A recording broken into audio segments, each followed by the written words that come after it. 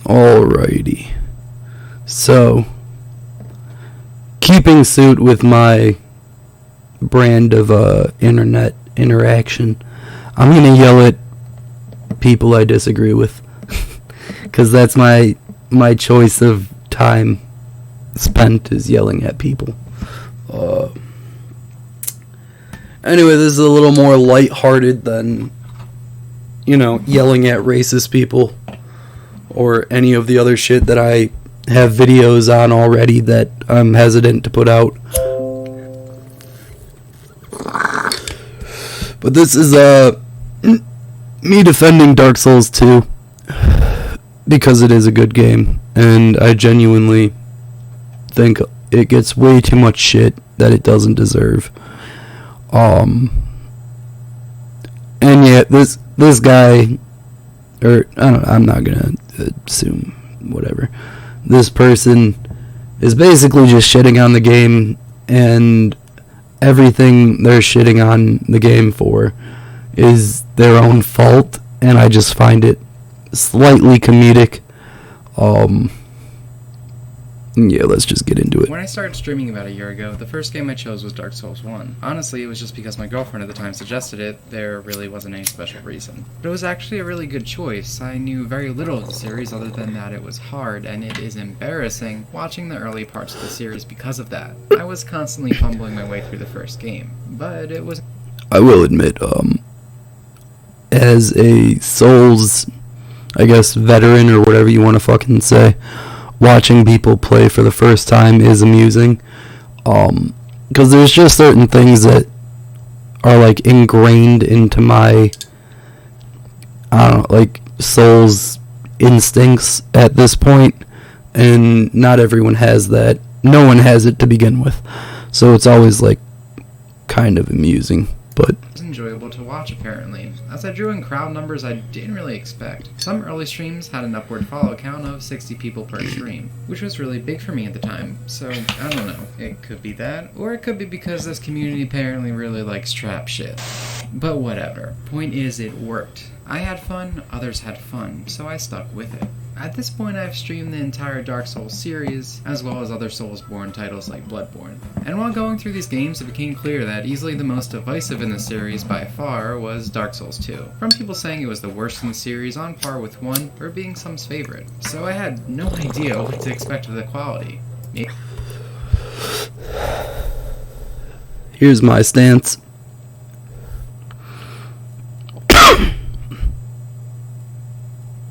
End of sentence. It was just different. No, I'm sorry. No, if you don't like Dark Souls 2, it's because you're not good at Dark Souls, and I will argue the fuck out of that. I think with Dark Souls 1 and 3, there's a lot more leeway to get by without getting good, and Dark Souls 2, there's a little less forgiving in certain aspects, and it makes you actually play the game. Not a great Souls game, but still a good game. Maybe it would just be decent, or it could just turn out to be the worst in the series, like I was told by many. Here's the it's just as good as every other game, or every other Souls game, if you're not playing every other Souls game in a cheap manner. And we'll get into that because he kind of says some shit that explains my point. But yeah, like Dark Souls 2, you have to actually fight the enemies. You can't just run past them. You can't just bullshit them. There's a lot less ability to bullshit. That being said, no, the reason I'm making this is because of how strongly I feel about this game. And after seeing some of the incredibly bad takes about it, especially on this platform, I felt it necessary. I did see H-Bomber guys, or HB Bomber guy? I don't know. Whatever. His video, it was like weirdly shitting on Dark Souls 1 to defend Dark Souls 2. And I don't get that, man. Like, why do you gotta shit on one of them to defend the other? They're both good. because I do believe I have something to add to this discussion. But do know I am going to go over some points you might have already heard, as this is my comprehensive opinion of the game. Much like when going into Dark Souls 1, I did have my perceived notions of the game, but I did go into it with an open mind. However, I was immediately left with a bad taste in my mouth. One of the very first cutscenes I encountered having started the game was a group of old women telling me how hard the game was and how I'm going to lose my souls over and over. Now, like I said... I will actually agree with this. Other than right before bosses, there are, I think, only 2 or 3 cutscenes at the very beginning of the game. One of them is like just the lore, and that's in every game. But the one he's talking about is a little cringy. I will agree with him. It's a bit like, hey, this game is difficult, and I hope you know that. And it's like, yeah. I will admit, like, this cutscene did make me cringe a little too. When I knew nothing of the series, my mindset was almost a caricature of it. I knew Dark Souls was hard, that was it. But realistically, when you get into the series, it isn't just hard, it's a fair challenge. Mostly. Dark Souls is a patience game initially. It's about learning the area, the bosses, the quickest way to get past these things. That's why when you know the routes and strategies, people are able to blow through these games. They're not designed to forever be frustrating, annoying, and slow. They teach you how to overcome the challenges they throw at you. I didn't understand this until I played the series, and I'm just going to tell you up front, I don't think Dark Souls 2 does either. I'm not saying this because it's designed differently. Games like Bloodborne and other Souls-like share the series' core principles but approach them differently. Dark Souls 2, on the other hand, was clearly still made with these principles in mind, but fails in execution. Yeah, as I was saying before, like, you can't just run past things. Nor should you be able to. This cutscene and he's kind of complaining that, like, oh, in 1 and 3, I can just run away like a fucking little coward. And it's like that, well, I mean, you can, but I feel like that defeats the purpose of a Souls game to me, but, you know. Body's everything wrong with this game, in my opinion. It's difficulty for difficulty's sake. It's not. It's not the, like, if you actually fight the fucking enemies like you're supposed to, they're no harder than in 1 or 3. Like, like, honestly speaking, the enemies themselves are probably easier on average than 1 and 3. So that's just like a bullshit statement. It's not difficult for difficulty's sake. Like, it's not even that difficult to me. But okay. Like, I'm not trying to be smug, it's just like, it's not any more difficult than the other 2 games. And here's an ad. So I'll mute it. But anyway. Yeah, it's just like, his complaints aren't... When getting into the game, one of the first things that put me off was the feel of the game itself. Dark Souls 2 is clunky, and while Dark Souls 1 can feel clunk at times, due to the rolling not being omnidirectional and outdated mechanics like how the backstab functioned, control in general still felt good. Attacks had a real weight and precision to them. I felt in control. With Dark Souls 2, that's just not the case. The game, despite being... Dark Souls 2 has a lot more commitment to your actions. If you try to swing while you're facing a certain direction, you can't just do a 180 and, like, fucking full force hit someone with a giant ass fucking sword. Like, that's not one possible in real life. And then it is like, it's why, I don't know, it just seems like it's inconvenient to the player, and that's your complaint. But this is Dark Souls. Like, this is Dark Souls. We're not here to be fucking pandered to. The game was difficult by trying to be realistic, and that's why I don't like it. Like, alright, you're playing the wrong fucking games then, I'm sorry. Slower than Dark Souls 1 ended up being much floatier. This might not seem like a big issue, but when attacks and I believe, as you put in, points to dexterity and ADP, or I don't know if ADP is like adaptability or whatever. You swing and roll better and faster and further and shit. And I do agree, like it's a little frustrating at first that you have to spec into it, but I do think that does make sense. Like, you have to spec into your strength and everything else. Like, why would you just, have Olympic speed and agility for no reason? And again, it's just like, oh, that's inconvenient to me to have to, like, actually earn it. And it's like, alright. Animations have a lot of wind-up naturally. You imagine more weight to them. So this combination feels jarring. And what's he holding? A fucking mace? A mace? one of the weapons with the worst fucking swing time. You realize if you use a rapier or what? Rapier. I don't know how to fucking pronounce it. I hope it's not rapier. Rapier. Like, the swing time's not even a swing. It's literally a fraction of a second. Like, you're using a weapon with higher damage output than swing speed. And, that's cool. I fuck with that. I'm definitely into strength builds as well. But you have to realize, like, you're not gonna swing heavier weapons as fast as you can a dagger. So it's just a dumb complaint. It's like, hey, I have to fucking take more time to swing a heavier object. It's like, yeah. It's like, it's so far as complaints are like, I can't unrealistically jump in a 180 direction after sprinting, and I can't swing heavy objects as fast as I can swing light objects. It's like, alright, buddy. In a way not only in feel, but looks as well. This could in part be attributed to them using mocap for this game, unlike the rest of the Soul series, which never happened again, probably for good reason. Then there's other contributing factors like the dead zones on your controller.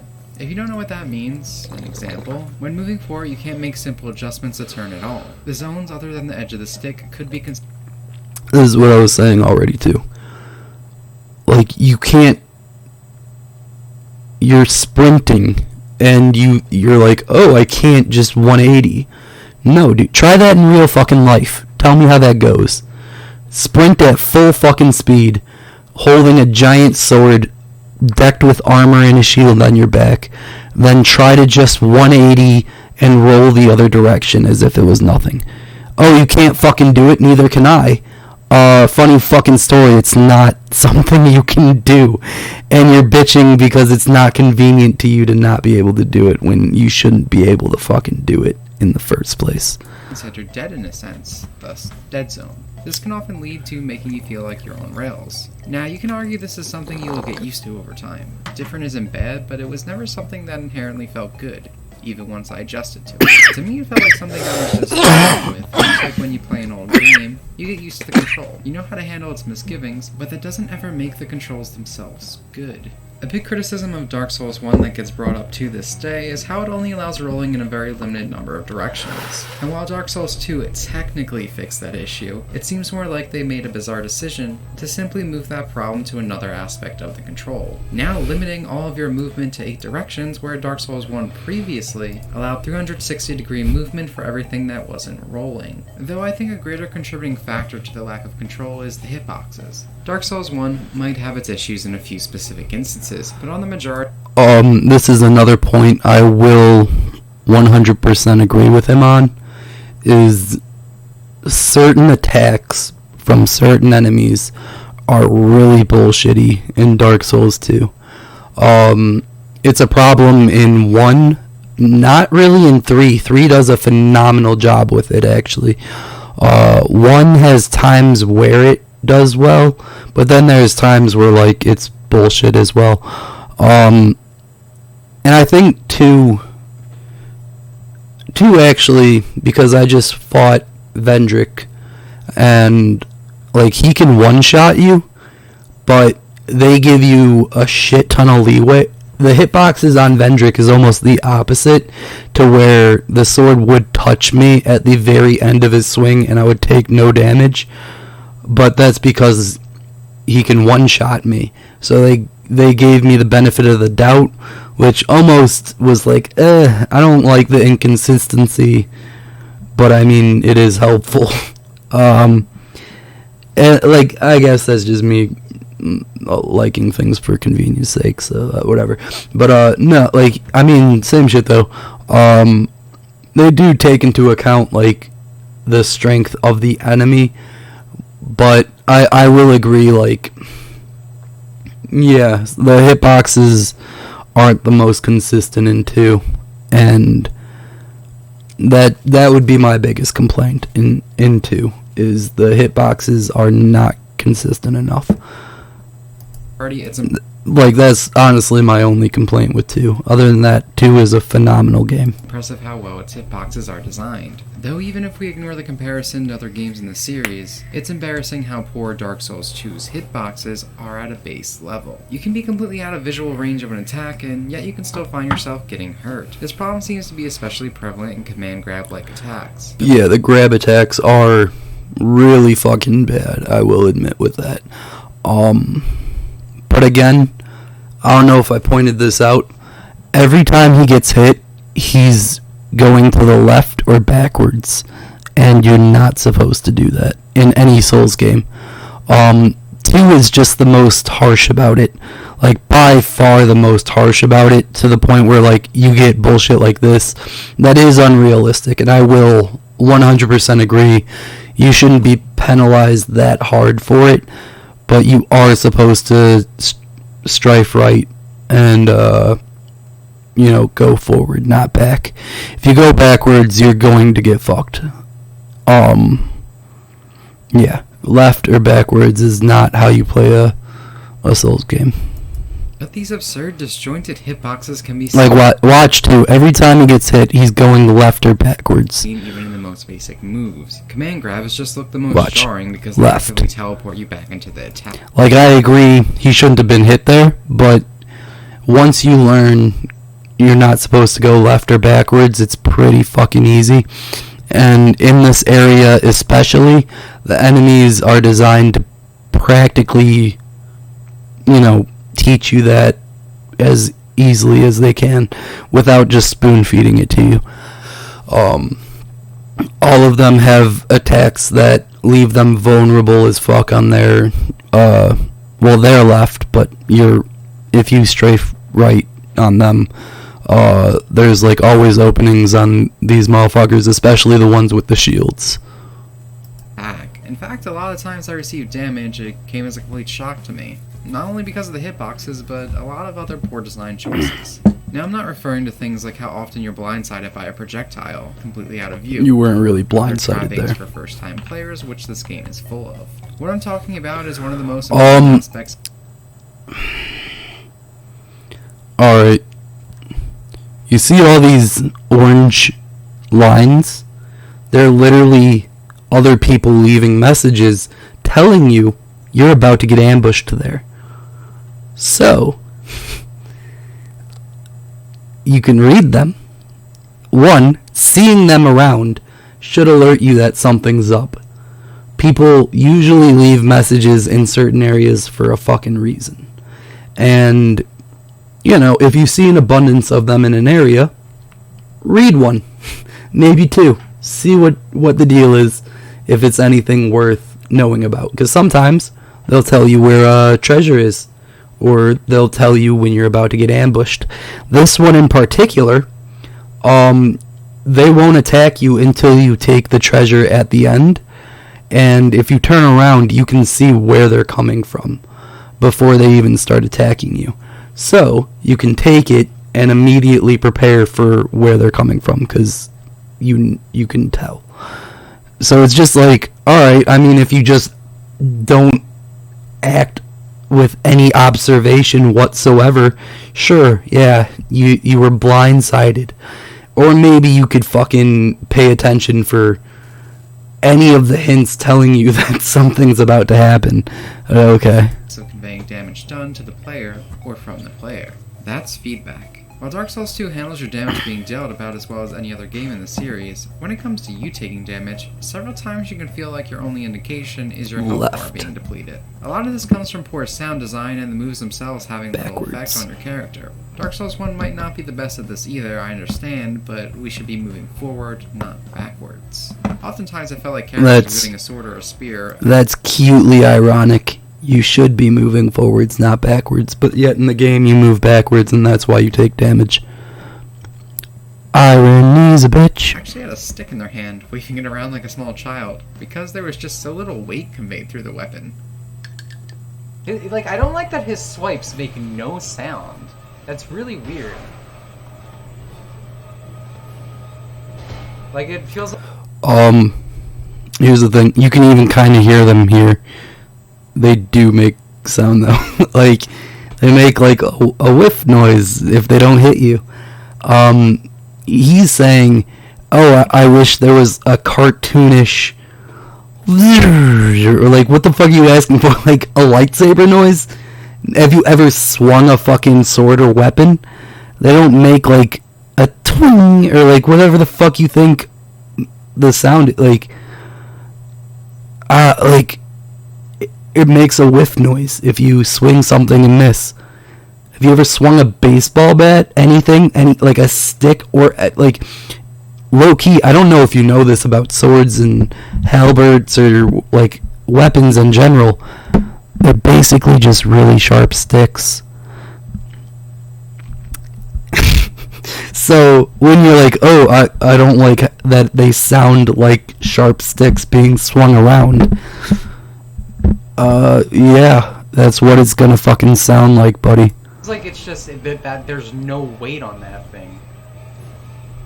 This is bad. Dude, you can hear it through here, too, like... What are some popular Another fucking LGBTQ ad. Like, it's just annoying that, like, he's saying it's bad, but you can hear it, and then, like, what he's expecting isn't realistic. The last thing that came to my attention over the game's control is the roll. Perhaps one of the most baffling decisions made to Dark Souls 2 is how it handled the stat called ADP, or Adaptability. Now, this stat controls a lot of things: how fast you heal, how fast you grab your shield, and how many invincibility frames you have on your roll. I think you can probably see the biggest issue here. This doesn't change your roll, the animation is always the same, but the actual invincibility you get from it is different depending on how high this stat is. And trust me, You can even see in the fucking thing, you roll further and faster. Like, there's no difference except there is, and you move quicker and jump further. it is abysmal at the beginning of the game. To get it to the point of I will kind of agree with that. Like, the rolling at the beginning of the game isn't great, but I mean, like, why wouldn't you have to level that up too? Like, you have to level up your strength and every other stat. Why would you have, like, Olympic rolling and running and shit, you know, just for no reason? A lot of his complaints are like, hey, it's not that convenient for me, like, as a player. And, I mean, there's no realistic reason why you should make it convenient, but the fact that it's inconvenient is my complaint. It's like, nah, alright, just, you know, maybe adapt to it, get good. Points into the stat. To put this in the greater perspective, the fat roll in Dark Souls 1 is better invincibility frame-wise than your starting roll in this game. With the first game, all three different variations on the roll are conveyed through the animation. That's not true at all. The fat roll in any game is abysmal. And, like, if you're fat rolling, like, you're using a build that isn't meant to roll. Like, if you're gonna tank your way through, you're not gonna do much rolling. Like, you're gonna use, like, your poise to output as much damage without being, what's the term? Like, pushed back or stuttered or whatever the fuck. I don't know why I can't think of the term, but, like, yeah, like, if you're tanking through or turtling, fat rolling is just to say, like, tell you, like, as the player, you're not supposed to be rolling with this kind of build. It's pretty easy. But, like, the rolling in Dark Souls 2, even with not great ADP, isn't awful. It's just not as good as the starting roll of the other two games. You'd estimate your invincibility frames and tell that your roll is garbage when you're fat rolling. While in Dark Souls 2, it can feel like guesswork, as these 3 animations still exist, depending on your weight, but their invincibility is dependent on ADP. Again, this problem can be somewhat alleviated by dumping levels into ADP, but I know I'm not the only one that thinks this is asinine. At the early points in the game, reliably rolling through attacks is extremely difficult, and that is because the game is not actually balanced with the lack of iframes in mind. Damage, for example, scales to be roughly proportional to the amount of health and defense you're likely to have in later sections of the game, but enemies never really hit much faster or slower throughout the game to match the player's perceived adaptability. Even though if this was properly implemented, iframes not being tied to the animation feels counterproductive, as the visuals of the animation never gave me a proper estimate of when I was invincible. It felt... I don't know, like, it's... If you're gonna roll a lot, if that's how you play, you have to build around that. And the fact that you have to put in points to play how your build works, yeah, I'm sorry, you have to actually... If you're gonna play with a dex build, you should have to put input into dexterity and adapt, or ADP. Like, it's not fair to tank builds that we have to build our fucking vitality and our strength up, and we can't roll. So like we're just fucked over. But like you can just roll around like a fucking madman for no reason. And it's like nah, fam, what the fuck out of here. More like I was upgrading how often my roll worked, not how good it was. As it stands, I shouldn't be tasked with spending my first 20 plus level ups just to get my roll to be decent. And maybe this would be somewhat acceptable if the game felt designed around it, but it really doesn't. It almost seems like they finished the game and they thought, hey, if it's designed around, like, if the game is designed to be played exactly how I want to play it, is like, dude, like, this is part of it too. It's like the amount of ego that goes into these complaints. It's like, yeah, but the game isn't like built for me. Like, in particular, you know, is like, no, it's not supposed to be. Like, they gave us this entire world and gave us an endless amount of ways to overcome it. And, you know, you roll around a lot. That's your thing. You have a dex build without owning all the parts of a dex build. But, you know, I don't know. That to make the game harder, and needlessly tied one of the core functions of the game to it. Now, according to some notorious defenders of Dark Souls 2, the game is supposed to be teaching you not to use a shield, but that's not the impression I got. Since early on in the game, my roll function... I don't agree with whoever says that too. Using a shield in Dark Souls 2 is definitely a viable option. The only thing is, like, there is weapon degradation or whatever. So, like, you can't just sit there with a shield and, like, you know, take everything. Like, you have to actually mind the health of your shield, which to some people can be aggravating. But honestly, like, otherwise you just hide behind a shield all day. And you don't actually fight back. So I see why they do it. And some shields are, well, I mean, honestly, some things are worse than others about degradation. But yeah, there's ways around that too. And that's the thing too, in Dark Souls 2, there's a way around pretty much everything. Every complaint you have, the game has built in something to alleviate that problem. Functions very poorly, even more so if you have the perspective of how much better rolling was at the start of Dark Souls 1. It feels like the game is teaching me not to use it. Yes, early on there aren't shields that fully block damage, but at least I can rely on them to work. The game to me is saying the roll is a super risky maneuver not to be used often, due to its unreliability. Like, sure, maybe the game is designed around not using shields very much, but if so, then it horribly fails at conveying that to the player. I've never felt so encouraged to use one in both Dark Souls 1 and 3. Again, like, the game's not telling me what to do. Like, you're playing fucking Dark Souls, man. Like, the game's not going to tell you how to play. That's not what Dark Souls is here to do. And also, like, you can play however you want. If you want to use a shield, use a fucking shield. You don't need the game's permission to use a fucking shield.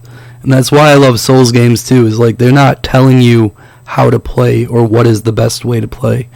Is, like, you can play it however you want.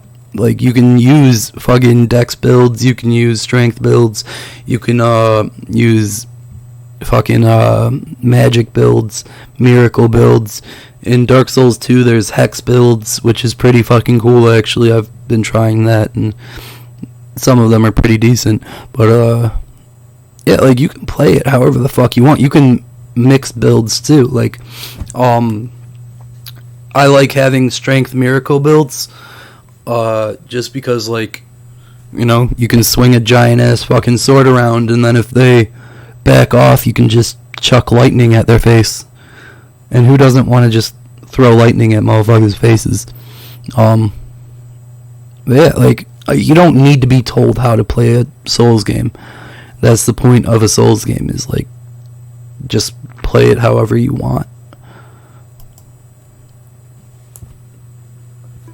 These are just the core issues I have with the way you move and interact with the world. The world itself brings with it a whole host of other problems into the mix, though. For one, my biggest gripe is the world design itself, and I'm not talking about how the world isn't interconnected. While many bring it up as a negative, I don't think that's necessary for the world to feel immersive. What I am referring to, though, is how these areas, self-contained, are designed. In general, I think a majority of Dark Souls 2's levels are designed in a very similar manner to each other, but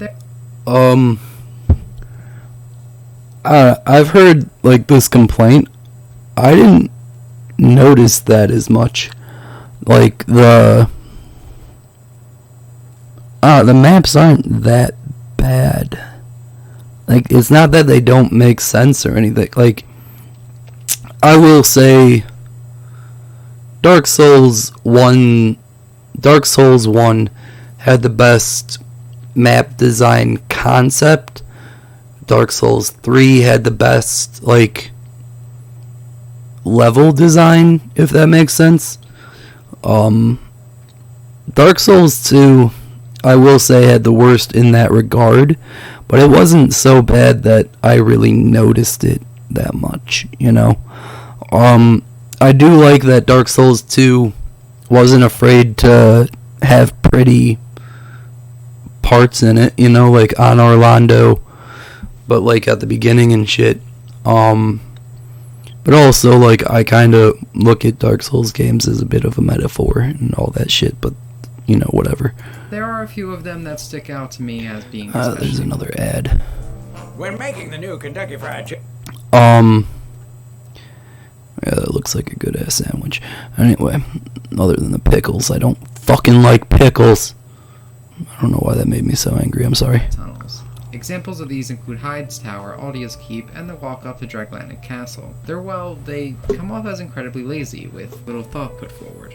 It's a bunch of very basic hallways and rooms where you fight dudes or run past them until you have a pack following you. That's all there. Alright, yeah.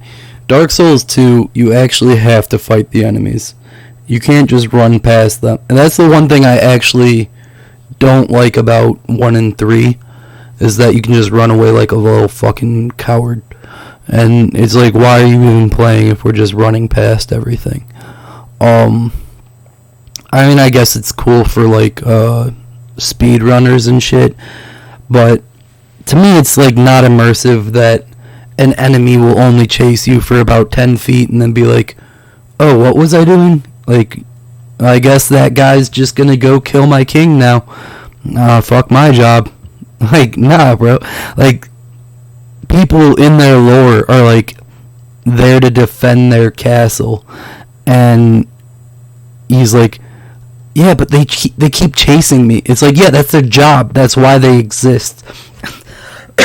Like, if we can just run past everything, why do we even put the fucking enemies there? Why would we ever fight anything if we could just run past everything? You know, and that's one thing that I think Dark Souls 2 did right, is that you actually have to engage with every single enemy in front of you. You know, there are instances where you can run away and lose the enemy, but you literally have to break sight and get far enough away to where, like, you know, they can't re-find you. And that's just realistic. You're not gonna do that in real life. You're not just gonna run past someone and then be like, oh, well, you know, I did my one swing and now I'm gonna go back to standing where I was. I don't know, that's just annoying to me, but yeah. There's two of them. No clever use of the environment or enemy placement. They teach you nothing new about the game. It's like the Dark Souls 2 developers saw the parts of Dark Souls 1 where the team ran out of money, time, and just dropped a bunch of old bosses in the tunnels. Then thought, yeah, this is where the Dark Souls experience truly peaked. These areas are trash. They are the worst part of Dark Souls 1, and they are the worst part of this game as well. They're worthless filler that is only here to pad out game time, without really... I don't even agree with that on Dark Souls 1. Like, that area is not that bad. There's, I don't know, little issues in every area or every part of the game, but, like, I didn't think that part of the game was filler. I don't think any Souls game really has, like, filler parts, to be honest. Adding anything memorable or fun to the experience at all. The rest of Dark Souls 2's areas And, don't sync this bro, like, the part he showed right there, if I'm not mistaken, is, like, only halfway through the game. And I don't think, like, 3/4 of the game was underfunded, but I could be wrong. Although it appears there was still very little variety in how they chose to approach designing them. Tunnels, dudes, room, dudes, with a bunch of ambushes thrown throughout to throw off first-time players. Yeah, like, every ambush, there's either some message on the ground telling you there's about to be an ambush, or you can see all the enemies. Like, in this area, before you get ambushed, you can literally see the enemies in here. You can see enemies over there, I believe, on the stairs, and then, like, over where his face is covering. And, like, you can see all the enemies. And if I'm not mistaken, too, like, you can summon someone who will come and help you through this area. And, like, I believe it's like Brad something or some shit, but he'll actually, like, heal you. He's a miracle build NPC, and he has, like, that cool ass shield that's also a chime. I want to find that, but I'm not playing as a miracle build in this game. But anyway, yeah, and, like, he'll actually heal you as you find your way through this level. And then, like, I believe there's another summon you can get right before the boss in this level too. So it's like, I don't know, there's so much shit that you can easily work around that he's complaining about. However, where they really start to lose me is how poorly thought out so many parts of the zones are. To me, it seems like a lot of recent critiques are overlooking these parts simply because they played the game so many times. Of course, now they know that using a torch to set fire to the window... I'm still on my first playthrough of Dark Souls 2, to be honest. I just got it, like, maybe a month ago. Nah, maybe, like, 2 weeks ago. I just beat Vendrick. I'm doing the DLCs. The DLCs in Dark Souls 2 are fucking crazy awesome. Yeah, I mean, I forgot what it was about. But oh yeah, he was saying, like, people are only defending it because they already know what to do. It's like, no, dude, like, I didn't really know what I was doing during most of my playthrough. This example in particular, that he's using is a little weird. I will agree that lighting a metal fan with a torch is a bit off, but when you walk up to it, with a torch it does say light on fire. There's usually things on the ground with people telling you to do so. The walkway is pretty suspicious up to that. And, I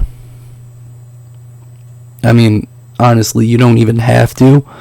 It does make the boss fight 10 times easier, but you don't have to do that. You can just walk in with a bunch of poison resistance on and eat a bunch of poison moss or whatever the fuck. Like, yeah, like you don't have to do this at all, so it's not even like a complaint that's necessary. Windmill's metal wheel in Earthen Peak would reduce the amount of poison in the boss room. It's not even something they'd have to actively think about during repeat playthroughs, but it's still as nonsensical as it was the first time. Remember, Dark Souls 2 developers. Flame won't work on metal. In general, Dark Souls 2's world does an extremely poor job of explaining its own rules and how to interact with it. Be it something like breakable walls or pushing stones down wells, these are things that tons of people would... Yeah, like, all that shit, though, is usually bonus shit that, like, you don't need to do and is just cool if you figure it out. Like, hitting the rock down the well, you don't need to do that at any point. There's only 2 or 3, maybe, only 2 that I know of, where you have to knock the rock down the well, and then it, like, brings up an item. Like, you don't have to do that at all, but it just gives you cool shit if you do. And once you figure it out the first time, when you see it the second time, it's pretty obvious. And then it's just like, the way it's set up, it's a rock on a string on a pulley system. It's like, anyone who understands how that works can probably figure out, like, hey, I wonder if I can hit that down. Breakable walls, either an enemy throws something at that wall on purpose. Like, I know there's one with a bonfire right behind it, but the enemy literally chucks a barrel down a set of stairs, hits the wall, and explodes it and exposes it. And like, that's true for almost every single one like that. So it's like, they're not even like that hidden. I don't know. Never be able to figure out on their own without looking them up or finding a hint placed by another player. That's the thing too, is I figured all that shit out on my own. Like, I'm not even that smart of a fucking person either. Like, it's pretty fucking easy to figure out a pulley system. It's pretty easy to look behind you when a wall explodes. I don't know. The only reason I knew about that is because I've been told. Some might argue that these are minor inconveniences at worst, though, but this kind of design doesn't end here. And none of them, not a single fucking one, is necessary for the game to advance. The only thing you do need is the fragrant branch of Youre to get statues out of your way, which I'll admit is a little aggravating, but I mean, they had to block you from just going straight to the main boss right away in some way, I guess. But yeah, Probably familiar with the infamously unfair ogre that one-shots the player for opening a certain... One-shots the player, as I show an example of him not one-shotting me. He did half damage. Dude, if you're gonna say, like, bullshit, you should at least make an effort to prove what you're saying. Like, he didn't one-shot you. And you say one-shot. Now you're just lying. And, like, not even doing a good job. Either you're fucking lying or you think that we're that stupid that we can't see that you still have health. And about half. Oh my god. And, like, here's the thing. With that ogre, you can see his fucking stupid ass head in the window above it. You can hear him breathing. I believe there's, like, 2-3 steps that he does that are loud as fuck before he actually breaks the wall. And again, I'm pretty sure there's probably fucking messages on the ground before it. and then it doesn't even fucking one-shot you. And then the second time you go through this area, I believe that wall's still broken. So he doesn't do that again. And then even if he does it, even if the wall's not broken, you know he does that. So it's like, okay, cool. And are you gonna say there aren't jump out attacks or whatever, like surprise attacks in Dark Souls 1? Like, there definitely are. I know for a fact there are. Definitely on Orlando especially. Like, you get attacked from behind constantly. It's not a new things to Souls. Endure in Aldia's Keep. I've seen a few people try to defend this by saying that the ogre can be seen behind the door, but nothing in the entire game teaches you that something like this could even possibly happen. Going by the precedents... That's bullshit too. There's plenty of examples. I just talked about one where, like, I'm trying to remember the fucking place, like, the enemy chucks the barrel down the stairs, breaks the wall behind you.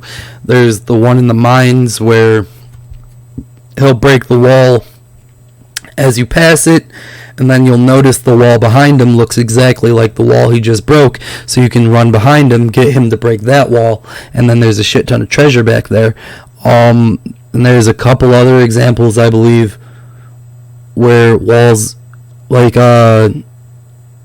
one where there's explosives right by a wall, and if an enemy strikes it, which he probably will because it's like right where you're gonna fight him, it brings you back to the bonfire right there. Like, there's plenty of examples where the wall is breakable and an enemy could break through it or whatever. Like, that's just not true. Set throughout the series, the player should expect the ogre to just stand behind the door, maybe winding up a swing as it's being opened instead of just breaking through the door and instantly ending a large portion of players. But what is, in my opinion, the worst example of this kind of contradictory design happens in the Iron Keep. Harvest Valley, an area you go through very shortly before reaching the keep, actively goes out of its way to teach you that sometimes it's necessary to take environmental damage. Alright, he keeps saying, like, it's teaching you this, but, like, it's... I don't know. All you should be learning here is that, you know, if you stand in poison too long, you get poisoned. Not that it's okay to get poisoned.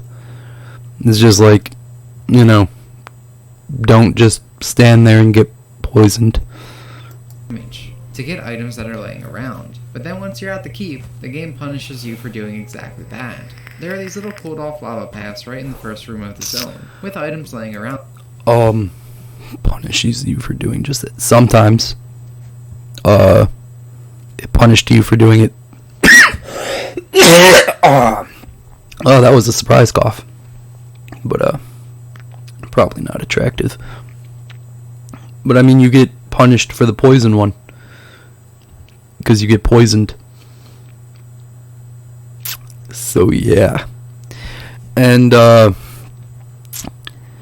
I can't see which armor set you're wearing right there. But I'm willing to bet it's probably not fire resistant.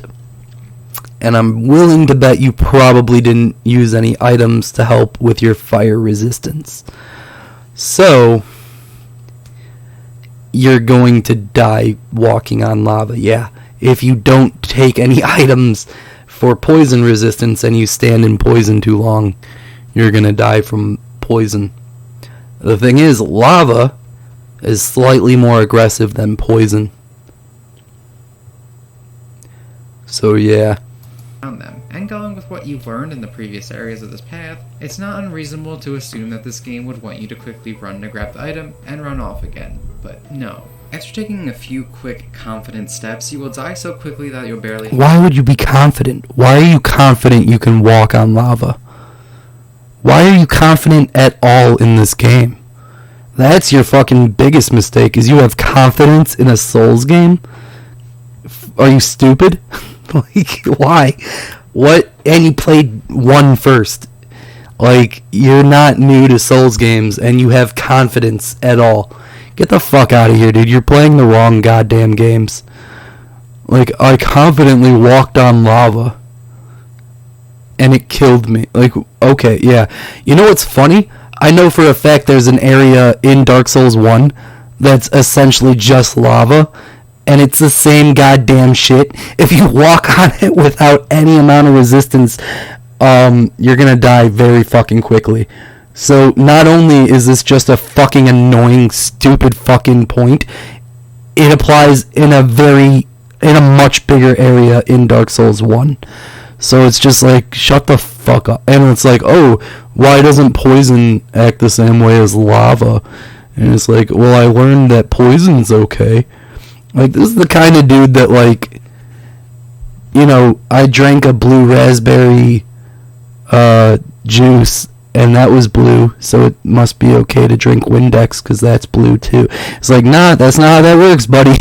Like, oh my god. They have time to realize. And, like, his complaint is, like, he learned the wrong thing, and tried to apply it in action and didn't get the result he wanted, and that's the game's fault in his eyes.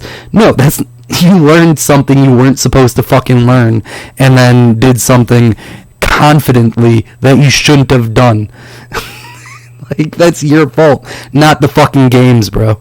That's what's going on. Fucking you now lost a stupid. portion of your health bar, and your souls are stuck in the lava. Get good. Now you might And here's the argue that thing, players why are you taking risks if you have souls on you? Have you not played a Souls game before? That's every Souls game. If you have a shit ton of souls on you, don't take stupid risks. Especially if you're right by a fucking bonfire where you can go spend your souls. Like, why are you taking risks with souls on you? And, oh, now my souls are stuck in that lava pit where I shouldn't have gone. It's like, well, no, you can do what you were supposed to do the first time and build up some fire resistance and go get them.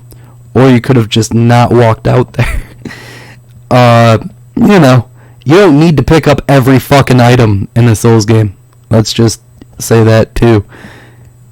who this happens to should just be more careful, and that's lava, of course it would kill you. But that's nonsense. Not just as realism, clearly not in consideration when you can stand right next to molten lava without feeling any effect. It also, again, direct...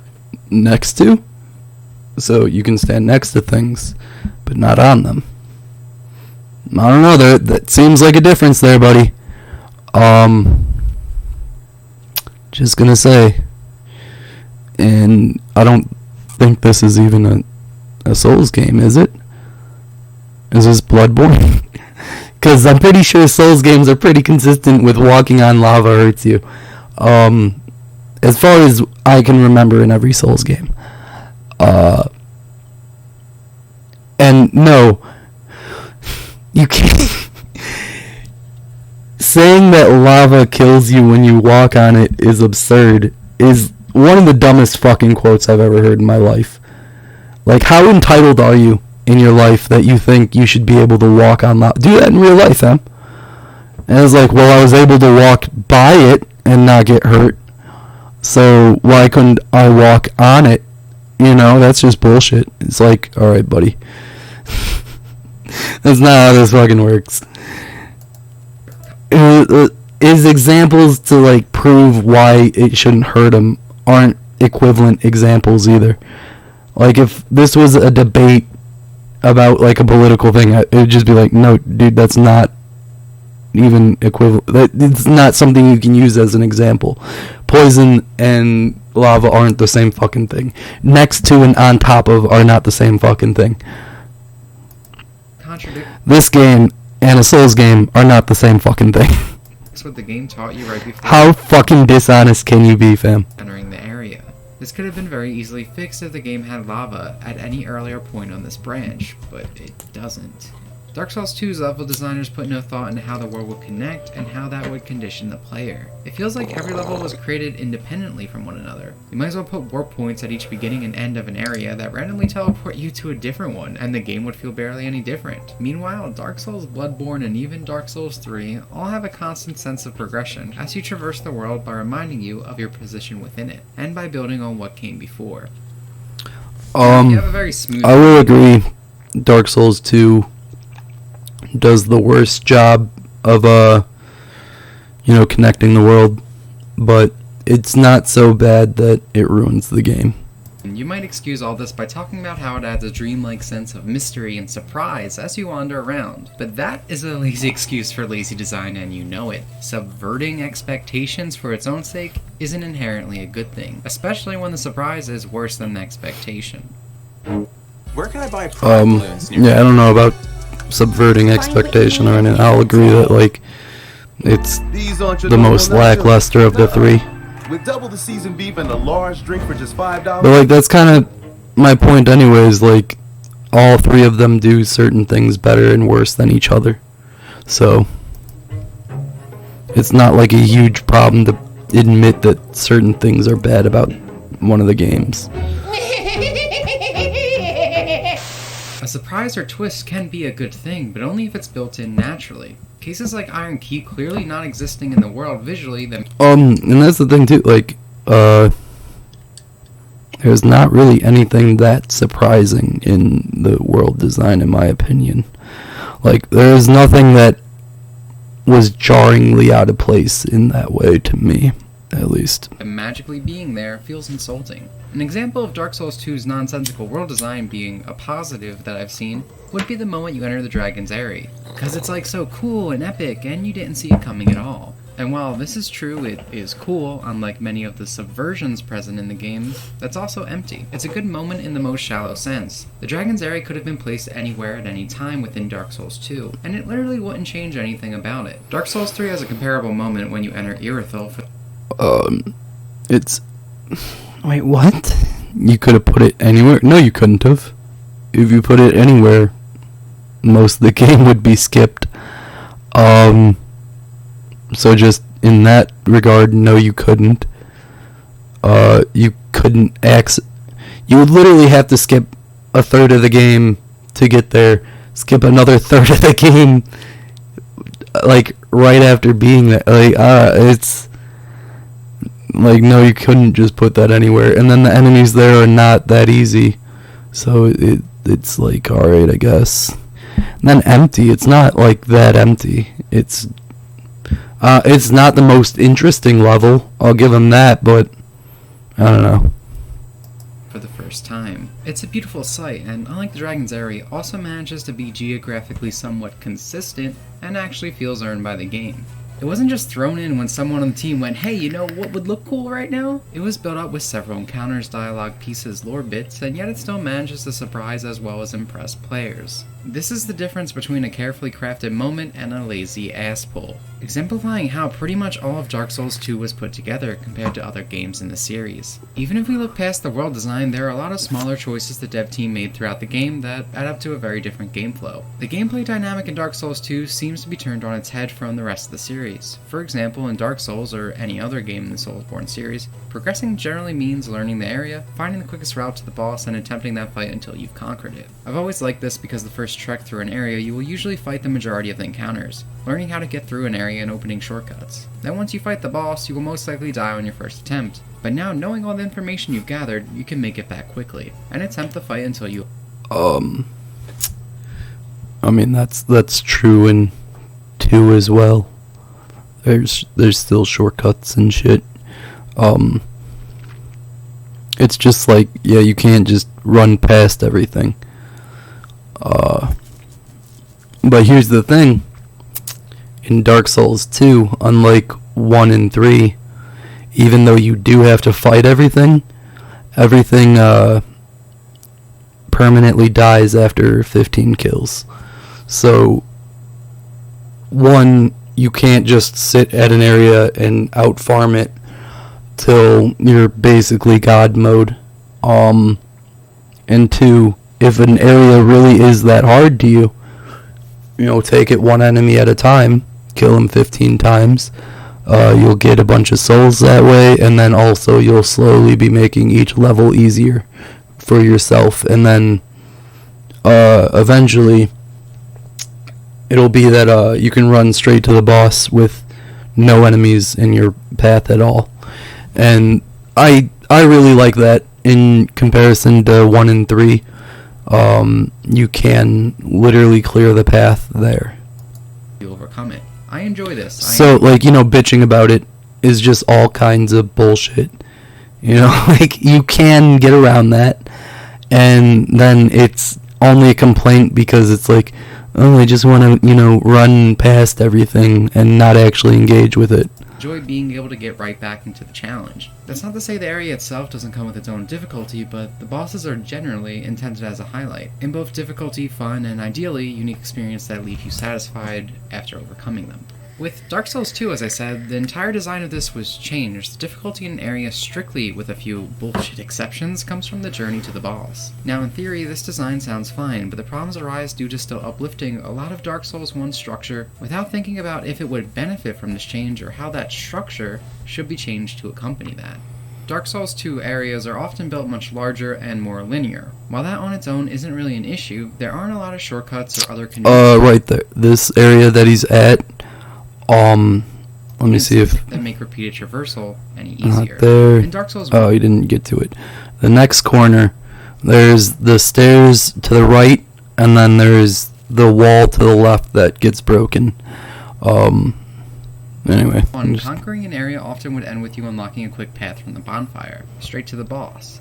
It felt like the game was saying, alright, you're done with this, it's boss time now. And at worst, threw a few easily avoidable and weak enemies into the boss run. Meanwhile, in Dark Souls 2, if you happen to die to a boss, or at any point getting to it, you'll be starting back at square one, having to do the entire area. But that's not true at all. Again, you can kill each enemy permanently after 15 times. So, like, you're never unlike in 1 and 3, the second you engage with any level, you're not going back to square one. The second you kill anyone in that level, you've done something that will permanently impact that level. This level especially, I clear the fuck out of it because one, the enemies have really good armor, and two, the smelter demon is like right there, and he's kind of an asshole boss. I mean, he's, once you learn his shit, you kind of get around him, but he's one of the more difficult bosses in the game. So it genuinely did take me more than 15 tries to, you know, get through all this. So by the time, like, I could beat the smelter demon, this whole area was fucking cleared out. And the thing is, you can bypass the smelter demon completely. You don't even have to fight him. It's just, I like fighting all the bosses, you know. A completionist. Area between the bonfire and boss again. So, like, this whole, like, starting from square one thing is just complete bullshit. Sure, the process can be sped up some now that you understand the layout, but with the majority of areas lacking shortcuts and the fact that enemies have absurd aggro ranges, a good portion of them will force you to slowly attempt everything you just did all over again. In fact, let's talk about that. This choice was clearly done in an attempt to make it so the average player can't run past enemies, perceiving this as a flaw. However, I previously never saw that as a bad thing, as enemies still had specific aggro ranges in mind. Oftentimes I would try to run past enemies only... Yeah, I just fundamentally disagree. I don't think running past enemies is a fun way of playing the game. I think it's, I'm sorry, just cowardice bullshit and not how you play a game. Just running away from things. Okay. And then when you get to things you have to fight, you're unprepared. I wonder why. Maybe because you didn't fucking fight anything to practice on the way. Only to be murdered because I didn't know the area. It only became an option to me to do that once I had completed a decent section of the level, because I knew the quickest way past everything. In Dark Souls 2, this is just not an option because of these insane aggro ranges and enemy placement. Yes, things don't forget that they saw you when their job is to keep you out. And, you know, you actually have to fight things and can't run away. Placements. If you try at all to run through a level, even with knowledge of it, you will constantly find yourself surrounded by a horde of enemies that won't give up on following you, despite great distances. The level design itself also... You can, in this whole area, you can fight them one by one. You can bait them out. I think, there's one part where, like, 2 of them come out at a time, but they're not crazy hard enemies. So, you know. And like always, I think you can summon someone for every single area, and also this boss fight that he is going to is an optional boss. You don't even have to fucking go here. the enemies that are about to like come up and attack him, I'm assuming, you don't have to engage with them at all. So like he's bitching about shit you don't have to do. Contributing to this. In fact, even if you make it to the boss door because they thought it was such a brilliant idea to remove the invincibility, you will find yourself being murdered by this horde while attempting to get in. Like, yeah, sure, dude, like, because people in the first game realize opening a door just makes you... It's just like he's complaining that you can't run away. It's too hard to run away in a game where you're supposed to fight things. It's like, no, dude, these games aren't meant for you then. I'm sorry. If you want a game where you run away from shit, like, I don't know what games those even would be, but it's not Dark Souls. Or maybe you know this game in and out, you can do this, but speaking from the perspective of an average or first-time player... Yeah, I'm still on my first playthrough of Dark Souls 2. Here's the awesome thing about Dark Souls, is you can memorize every single level on your first playthrough. You don't have to be on, like, New Game Plus. You don't have to be, like, on your 8th playthrough of the game. I've only played Dark Souls 2 this one time, and I practically know it inside and out. Like, Dark Souls games are really good at making their levels memorable. No, you most likely cannot. I don't see Yes, this I change can. as a positive, like it attempts to fix a perceived flaw, but if you create several other ones in the process, then you fail. Now the second you die, the game is asking you to do everything over again. Again, like, you don't have to do everything. You can literally kill every single enemy permanently. What is it? Hyde's Tower or whatever? I usually get that place completely vacant. Like, there's nothing... When I'm done with that area, nothing is standing. I kill everything in my sight. That's how I play everything, though. This loop doesn't feel rewarding, it feels tedious. I also... And you don't have to do it. You don't have to do that loop. Like, that's only to access multiplayer, which I'm sure you would bitch about uncontrollably if you actually played. But yeah, you don't have to go to this area and get multiplayer. In fact, these enemies are like purposely supposed to be somewhat difficult to like show you're going to something that's going to be difficult. Multiplayer is not going to be easy, fam. I also want to point out a somewhat common misconception I hear about Dark Souls 1 in defense of this game's combat loop. A lot of people tend to defend it with the line, "You're not supposed to play it like Dark Souls," which, yes, is funny when you say it out loud, but it is a fair point. In that game's in the same... You're not supposed to play any Dark Souls game in any certain way. You can play them however the fuck you want. You can play them however you want and however works. I mean, if you expect everything to behave the exact same way as another game, no. Weapon degradation is a thing in Dark Souls 2. You can't just turtle your way through everything. Like, it's a lot more of a problem.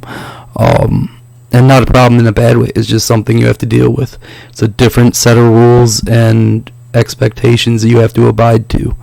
And, like, that's literally it, but yeah. Series often play differently. What they're referring to is a perceived notion that Dark Souls 2 is focused on multiple enemy encounters, while Dark Souls 1 focuses on one-on-one.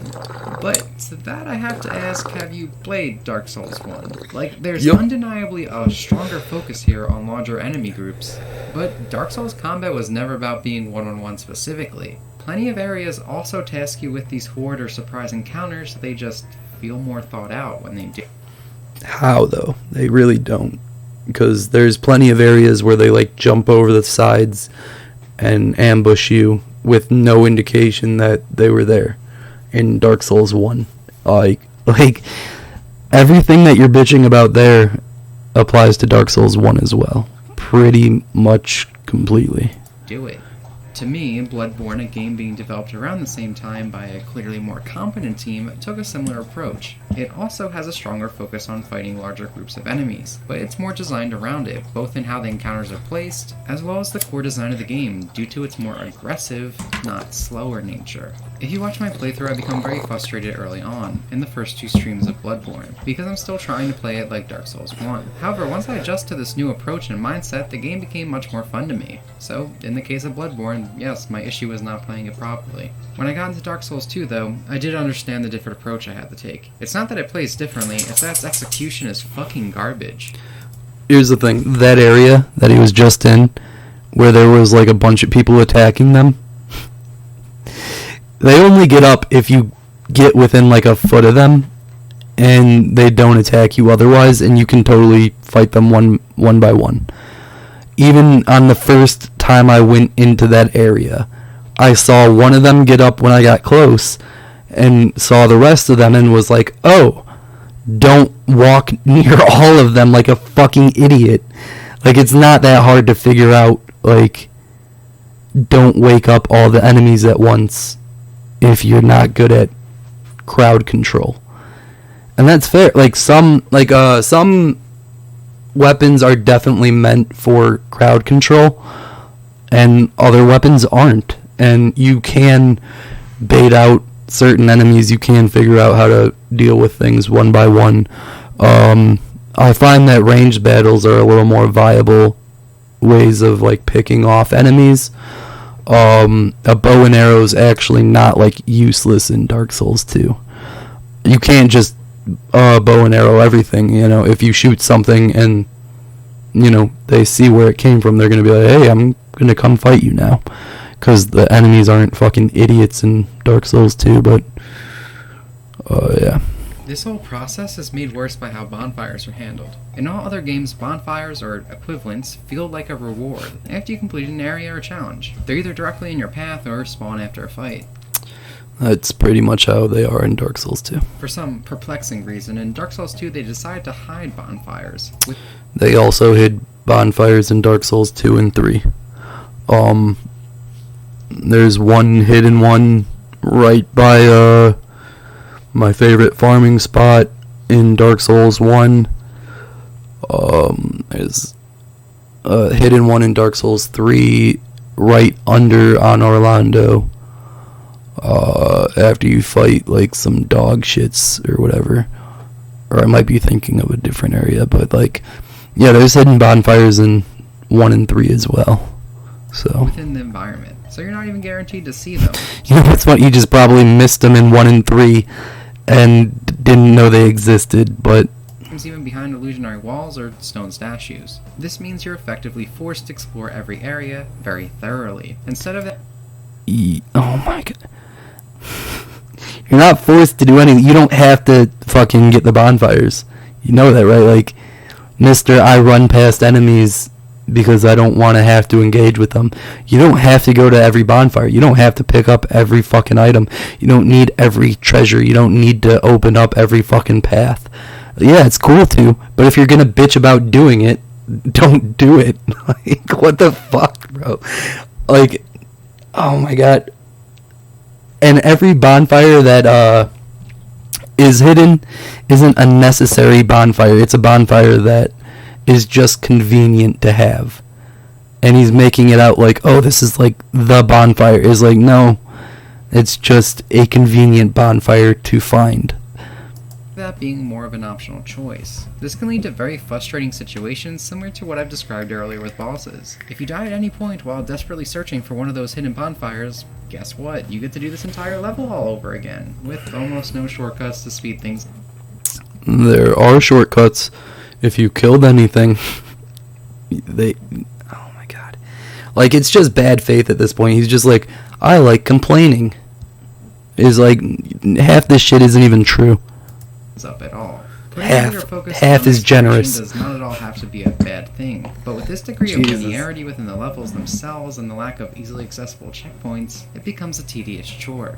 As with a lot of choices in this game, it seems like making exploration more difficult was the only priority here, with no concerns about if it would make it more enjoyable. Again, Exploration's not even difficult in this game. Like, oh, do you mean like in Dark Souls 3 getting to Osiris?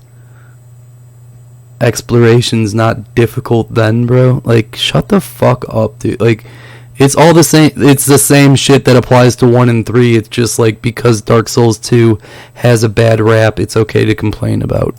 an aspect I believe It's Youre all the keeps same always shit, overlooked dude. Due to knowing these locations, making these flaws bearable. However, the genius developers of Dark Souls 2, with all their wisdom and foresight, knew that giving the player just a few Estus flasks might not be enough to get them through the world now that the levels are much larger. So they decided to add additional sources of healing, a lot of them in fact. Now, before I go on, let's get this out of the way. Dark Souls 1 has a severe flaw in humanity healing. I mean, healing with humanity is just a shitty use of a resource. If you can't deal with the amount of Estus you have, either you're in a place that's, you know, too advanced for you and you shouldn't be there, or you're just not good at the game, bro. Like, you shouldn't be taking so much damage that, especially right here, Jesus Christ, dude, like, if you've played Dark Souls 1, that is literally, these are the easiest fucking enemies in the game. If you can't manage to get through them without, you know, a couple things of Estus, you're kinda trash, fam. And you're wearing Havel's shit, and half your health is good. Jesus, dude, you suck. Like, dude, if you're decked out with Havel gear at the fucking easiest enemies, and you're getting wrecked to the point where you can't rely on Estus, and you have to use humanity. You're just trash at the game, bro. I'm sorry. Like, I'm not trying to be smug. It's just you suck at the fucking game. Farmable, theoretically infinite amounts of healing are never a good thing. Oh my god. First, it's better to spend vast amounts of time I'm gonna heal with my back turned to an enemy like a foot away. Dude, it's just... grinding for said healing items, if they can't overcome a boss, nullifying both the challenge and fun of the Like, this isn't even an argument now. I'm just kind of laughing at the ways he's bad at these games. encounter. Thankfully, it's a safe assumption that most players did not feel the need to do this because Dark Souls 1 is designed well enough around the amount of healing it naturally gives you, and grinding for said items can be very time consuming. A major issue with Dark Souls 2's healing is that they took the flaw of Dark Souls 1 and decided to base the entire game around it, which, yes I know, sounds familiar. When you first start the game, you begin with only a single Estus flask in your possession. Yeah, except, like, there's, I believe, 3 Estus shards. Nah, I think only 2. Like, right in this area alone, that you can get pretty fucking easily. One of them I know for a fact you can get right at the beginning of the game, so you can essentially start with 2. And then I believe, like, there's one in the first area you go to, like, right there. Like, you can find them pretty fucking easily. And not even, like, because I know where they are. You will find them naturally. Just, hey, there's an item there, and Mr. I have to pick up every fucking item I see probably found them pretty fucking quickly, too. So it's just another stupid, dishonest point. And the others are very difficult to come by without knowing their location. This is clearly meant to teach you that Estus is not the primary source of... They're not difficult to come by any fucking means, dude. There's literally one, like, fucking 10 yards behind him. Like, it's such a bullshit thing. Healing in this game. It's consumables such as life gems and various other more rare ones. I'm sure many of you are already familiar with the common critique of this system, that it removes the idea from the game that every area is designed to be beatable within a limited amount of healing. Life gems, some people dislike them. I use them in between fights, not during fights.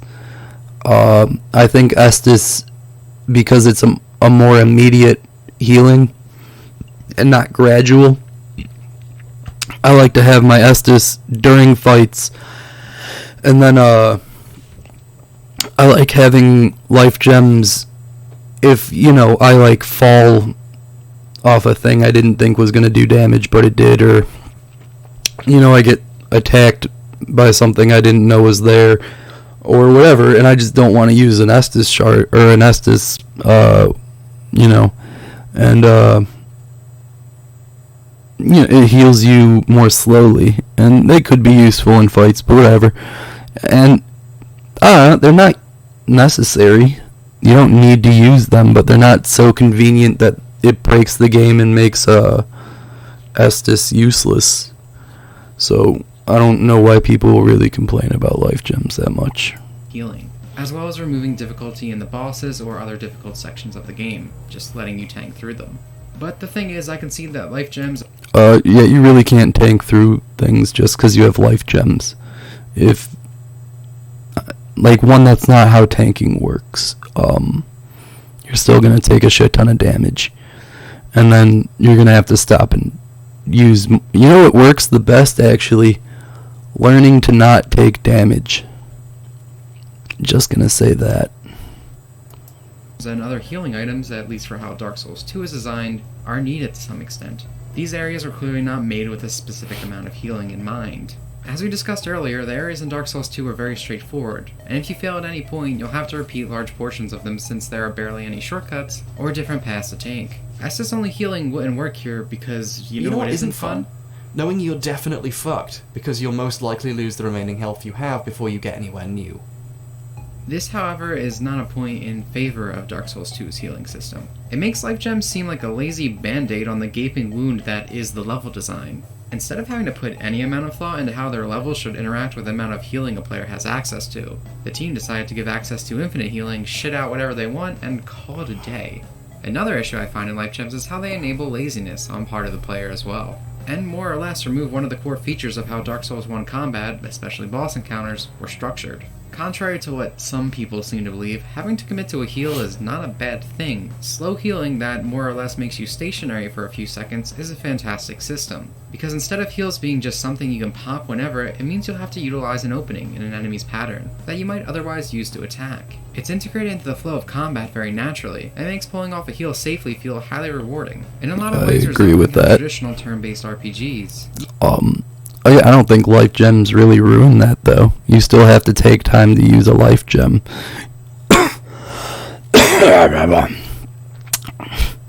That was unnecessary, sorry. But, yeah, I mean, you can still get killed while using a life gem, or even killed while the life gem is taking its time to work. Usually required you to give up a turn in order to use a potion. With life gems being a heal over time, you can perform any other action while almost passively being kept alive. Being able to deactivate your brain and face tank nearly every attack in the game by popping a bunch of gems at once trivializes fights to a ridiculous degree. It is fine if you enjoy this kind of system. Why would you pop a bunch of them at once?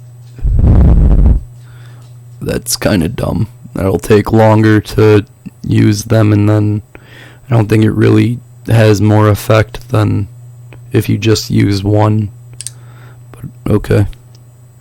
Obviously can't change how anyone personally feels about it, but understand at that point, you don't enjoy fighting whatever boss you're up against, you enjoy pressing R1 a bunch of times. Lastly, and maybe most importantly, they encourage grinding in a very unhealthy way. It's the same issue I've had with humanity in Dark Souls 1, where they actively discourage grinding. Again, the enemies disappear after a certain amount of deaths, and like the levels aren't built to be like farmed. Where if you felt unable to overcome any challenge in the game, you can simply kill a bunch of dudes, buy 99 gems, remove your dodge button, and tank every swing that's thrown at you in an area. It's also important to note that grinding for these is a super simple process, unlike humanity. But Dark Souls 2 at the same time says it doesn't want you to do this. I mean, if that's what you need to do to get through it, sure.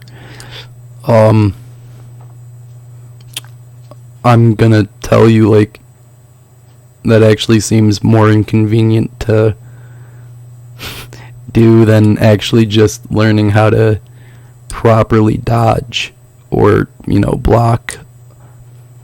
Like, I'll admit, dude, I suck at parrying.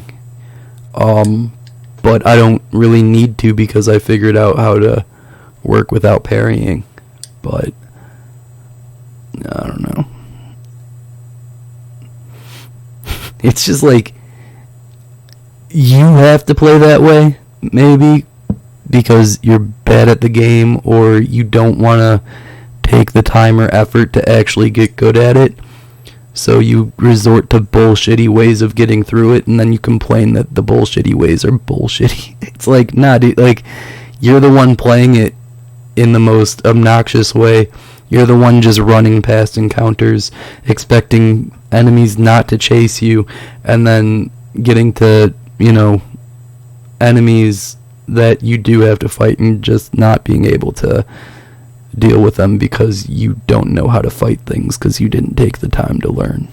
Despite the game encouraging you to spend souls at every point in the game, be it for life gems, arrows, upgrade materials, armor, or, well, dying. You lose yourself. The game also punishes you in a permanent, irreversible way for daring to ever spend souls on anything besides levels or upgrades at any point in your playthrough. The way it does this is by increasing your soul memory. I'm sure most of you who made it this far into the video know what soul memory is, but for the uninitiated, let me give you a brief explanation. Soul memory is the system Dark Souls 2 uses for online matchmaking. Depending on how many total souls you've owned so far in your save, you will be put into a different matchmaking tier. At first glance, this might not seem terrible. After all, it was put in place to prevent experienced players from overgearing and preying on underpowered newer players just going about their playthrough. But if you invest even half a second of thought into this, you're probably going to come to the conclusion that it is utterly contradictory and possibly one of the worst mechanics put into a modern game. As I've said, soul memory harshly punishes players by permanently increasing their matchmaking tier for every soul they don't put directly into permanently, making their character more powerful. You want to buy a bunch of arrows for your bow or some life gems to play the game the way it was inherently intended? Wait, what? Okay.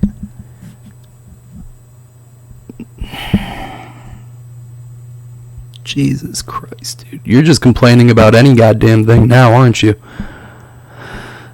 Like, that, it just keeps track of how many souls you've earned. Like, it's not keeping track of your levels.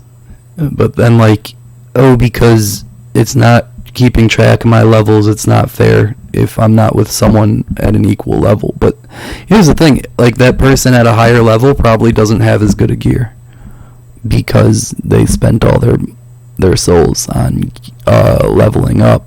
So now that their gear isn't going to be as good, and if they acquired the same amount of souls as you, that means they have to allocate it in a way that is equivalent to yours. Like, they can't, even if they have like way more levels, something else is lacking that you clearly have, unless you earned all those souls and then just threw them away.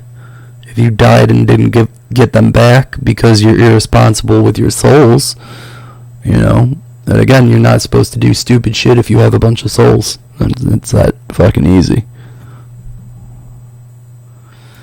Intended to be played? Well, guess what, idiot? XXX Pussy Slayer XXX put all their souls into his character. Instead, N is going to completely overpower you because contrary to the reason soul memory was put into place, it actually encourages experienced players to make hyper-optimized low soul memory builds that demolish people who just play through the game normally. Want to use your beloved character that you used to beat the story and all the DLC with to get into PvP afterwards? Guess again. You're now possibly like a gazillion souls higher than anyone with a dedicated PvP character, which puts you at a severe disadvantage. Looks like that character can go into the trash. Time to make a new one. This isn't even something you necessarily have a choice to avoid either if you want to play with online components. While in Dark Souls, I don't really play online that much though, so I can't speak on it. Or an extra risk you had to deal with while being human to counteract the benefits. Here though, no matter what, you can be invaded at any point, because that's harder, I guess? Now you might say you don't even care about... I don't think you can get invaded by other players if you're not in human form or whatever. You can get invaded by NPCs though, which the NPCs are used a little more as like a lore thing than a surprise thing or whatever. I don't know. Like in Dark Souls 1, the fact that certain NPCs can only be spawned if you're not hollowed was weird to me, to be honest. And it doesn't really ruin the game either way. It's just, a way of putting in different enemies. About the online components at all, though. Maybe you intend to play offline and never want to revisit the game after beating it, and that's totally alright, but the point is that this kind of incredibly thoughtless, contradictory game design is very representative of the disorganized way Dark Souls 2 was put together, be it the levels, bosses, healing, soul memory, or really anything else. To me, it very much seems like the developers just threw in whatever ideas seemed cool that day, and never really considered how any of them would affect each other. To end things off, I'm sure this will come as a surprise to no one, but to me Dark Souls 2 is not just a bad Souls game, it's a bad game. So many of its issues are just inexcusable when it comes to the core design. I truly feel this game has seen some resurgence in positive feedback, due to people playing it over and over again. Again, this is my first time playing through it. It's a phenomenal game. It's not me knowing what I'm doing. Well, I guess because I've played 1 and 3, I know how to operate a Souls game. But, like, as far as a game, it's a phenomenal game. If someone wanted to say it's their least favorite Souls game, I could understand that. There are aspects to Dark Souls 2 that I myself don't like, but, I mean, I understand why some people would say it's their favorite Souls game, too, though. Like, it's a Souls game. All 3 of them do certain things really, really well. And here's my hopes for Elden Ring, kind of going off subject a little bit, is that, like, they take all the best parts of all 3 of them and put them together. Like, that's what I would love to see, is, I didn't like Sekiro too much. I didn't dislike Sekiro. It just wasn't the same feeling to me. It seemed a little more of like a battle of attrition in a lot of ways, which could be fun. And I don't knock people if they like that. I would never say Sekiro is a bad game. But yeah, I don't know, I forgot my point there, but Becoming used to the bullshit design. Sure, you can argue. oh yeah, like, this is my first time playing through.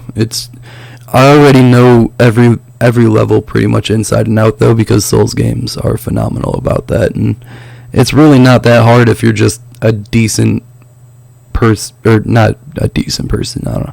If you're decent at video games, like, you can learn every level pretty easily. You want that once you know all of this info, that improves the quality of the game. My second playthrough was more enjoyable, but it also comes back to what I said about the controls earlier. It was because I was properly equipped to understand and know its misgivings, but that doesn't make the game good. You should not be judging a game by your 20th playthrough. There's just so much hidden... Yeah, I'm judging it on my first playthrough, and it's a good game, so, you know. Information that the game never teaches you. Contradictory and outright poor design. Maybe, just maybe, you realize something on your 20th playthrough that you didn't in earlier playthroughs, and, you know, changed your opinion. It's like, he's really projecting, I don't even know if it's projecting, but, like, every flaw with himself, or the way he plays, or any time he changes his mind even, like, he puts that as a problem with the game and not just something with himself. And it's like, these aren't universal problems that people have. Like, most of these problems aren't problems I've ever had with the game. There are some things that I will agree with, you know, but like like most of it's just nonsense. I just can't forgive. Dark Souls 2 is a mess of a game, from a team that seemingly went out of their way to purposely put said bad design in place because it's hard. And this would be the part of the video where I try to end it positively. I could say something like, this debate has been going on... Yeah, I will say, like, maybe it's just because I played 1 and 3 already, but I don't think Dark Souls 2 is that much harder. I think if you're someone who likes, you know, taking the cheapest, most bullshitty route out of the game, if you're not really playing the game and just want to be one of those people who said they beat it, then sure, yeah, it's harder because you actually have to play it. Dark Souls 2 isn't harder, it just demands more engagement with it, and for people who are actually not bad at the game, that's not a problem. But for people who just kind of suck at the fucking game, they bitch about, oh, like, I actually have to play it. It's like, yeah. I mean, you can play it however you want, but you do have to play it in two. You can't just run past shit. And, I don't know. It's just aggravating that, like, the whole point of a Souls game is not to hold your fucking hand, and your biggest complaint is that it didn't hold your hand enough. For years, clearly showing that there's no definitive answer whether Dark Souls 2 is good or not. Some people are just gonna like it, and some people won't. But, you know, some people also enjoy eating shit, so enjoy your piece of shit, guys. Yeah, and then just a fun little smug way. Here's like, if you don't like a game, just be like, I don't like it. But, like, here's the thing, like, you fucking suck at the game. Like, I'm just watching your gameplay. You're bad at the game, and then you're saying the game is bad. Like, fuck out of here, bro.